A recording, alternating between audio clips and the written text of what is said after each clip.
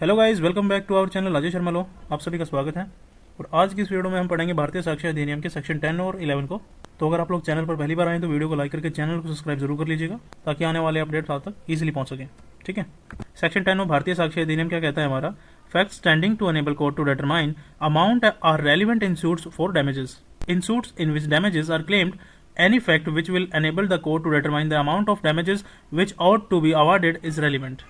Section 10 भारतीय साक्ष्य अधिनियम ये हमें ये बता रहा है कि जब किसी जो केस में यानी सूट में डैमेजेस जो है क्लेम किया जाता है, तो वो सारे फैक्ट्स जो है रेलिवेंट होते हैं, जो कोर्ट को ये डिसाइड करने में मदद यानी जो हेल्प करेगी कितना डैमेजेस देना चाहिए और कौन सा अमाउंट प्रॉपर होगा। इसके लिए ये सारे जो फैक्ट रेलिवेंट होंगे यहाँ पर, यानी जो भी बातें यानी जो भी फैक्ट्स जो कोर्ट को डैमेजेस की अमाउंट कैलकुलेट करने में हेल्प करती हैं, वो सब रेलिवेंट फैक्ट में मानी जाती हैं इस सेक्शन के अंडर।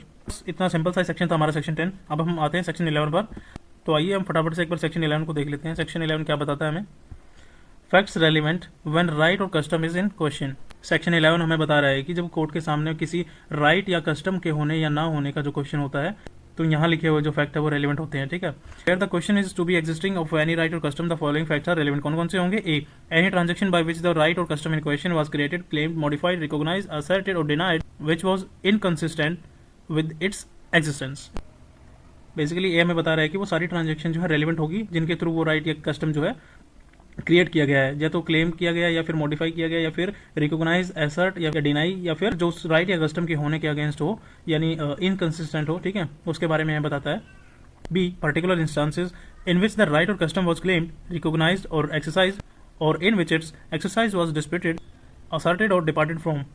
बेसिकली भी हमें यहाँ पे बता रहा है कि वो सारी स्पेसिफिक एग्जांपल यानी पर्टिकुलर इंस्टेंसेस भी रेलिवेंट होते हैं यहाँ पे, जहाँ राइट या कस्टम को क्लेम या एक्सरसाइज किया गया हो, या फिर जो है कोर्ट या सोसाइटी ने उसे रिकॉग्नाइज किया हो, या फिर जो है उसके एक्सरसाइज पर डिस्प्यूट हुआ हो, या उससे हटकर कुछ किया गया हो। ठीक है। यानी अगर कोर्ट को ये डिसाइड करना हो कि कोई राइट या कस्टम एग्जिस्ट करता है या नहीं, तो उसके पास्ट रिकॉर्ड, ट्रांजेक्शन और रियल लाइफ एग्जाम्पल सब जो है इंपॉर्टेंट रेलिवेंट होते हैं यहाँ पर, ये बताया हमें। आइए अब हम इसको सेक्शन 11 की इलस्ट्रेशन के साथ समझ लेते हैं क्या कहना चाह रहे हैं हमें। The question is whether A has a right to a fishery, a deed conferring the fishery on A's ancestors, a mortgage of the fishery by A's father, a subsequent grant to the fishery by A's father irreconcilable with the mortgage, particular instances in which A's father exercised the right or in which the exercise of right was stopped by A's neighbors are relevant fact। ये illustration हमें बता रही है कि ये सवाल यहाँ पर ये है कि क्या ए के पास फिशरी यानी मछली जो है पकड़ने का यहाँ पे अधिकार है या फिर जो है नहीं है। और इस क्वेश्चन को डिसाइड करने के लिए ये सारे फैक्ट जो है रेलिवेंट होंगे। एक डीड जो ए के एंसेस्टर यानी उसके पूर्वजों को फिशरी का राइट देती हो, ए के फादर ने फिशरी को मोर्टगेज किया हो, बाद में ए के फादर ने किसी और को फिशरी ग्रांट कर दी हो जो मोर्टगेज के साथ मैच ना करती हो यानी इररिकॉन्सिबल हो। ठीक है। और मेन इंस्टांसेस यहाँ पर क्या, ए के फादर ने एक्चुअली जो है फिशरी का राइट यूज किया हो, या फिर वो केसेस जहाँ पर ए के नेबर्स ने उन्हें फिशरी का राइट यूज करने से रोका हो। तो ये सारे के सारे फैक्ट क्या होंगे? रेलिवेंट फैक्ट होंगे। यानी ए के फिशरी के राइट को प्रूव या डिसप्रूव करने के लिए डॉक्यूमेंट्स, पास्ट ट्रांजेक्शंस और प्रैक्टिकल जो एग्जांपल्स सब रेलिवेंट फैक्ट यहाँ पर माने जाएंगे। यही हमें सेक्शन 11 जो है बता रहा है।